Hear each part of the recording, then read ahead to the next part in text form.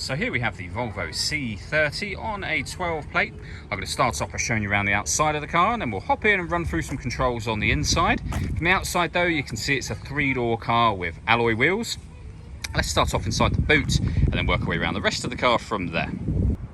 As we approach the back of the car, you can see we have reversing sensors, plenty of boot space as well, along with that 50-50 split folding rear seat should you wish to increase this space even further.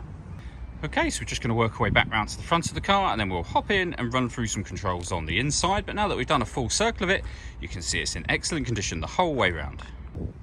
Just briefly before we climb in, I think it's what we're seeing the interior from this exterior point of view. There's plenty to run through on the dashboard, so let's hop in and we'll do that now. Okay, now that we're inside the car, we're going to start with the dials. On the left-hand side, we have the speedometer and fuel gauge. On the right-hand side, the rev counter and coolant temperature gauge. In the middle at the bottom, you can see the total miles of the car, which are 87,009. It'll also show you what gear this car is currently in. It's an automatic, so we are in park, of course, at the moment. If we back out to the steering wheel, on the left-hand side, we have cruise control, and over on the right-hand side, we have stereo controls and phone controls for the car as well. The main stereo is over in the center, just here. We have the volume for the stereo here. We can change between radio here. If you hit the mode button, you can also see you've got access to listening to your own music, auxiliary input, USB input, Bluetooth audio, and the CD player as well. Below that is where you would access your phone, pair your phone. It's also where you can adjust things like your clock, for example, on there too.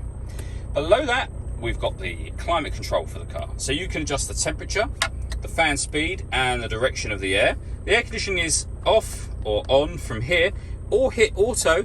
The car will now take control of the fan speed, which you can hear it doing, and the direction of the air. You can override this whenever you want to. It does that to maintain the temperature that you've asked for in the car. We then have a gear lever for the fully automatic gearbox. All that leaves me to say is thank you for taking the time to watch this video. If you'd like to come and see the car in person and have a test drive, please feel free to give us a call here at Glenbourne's. We'd love to hear from you soon.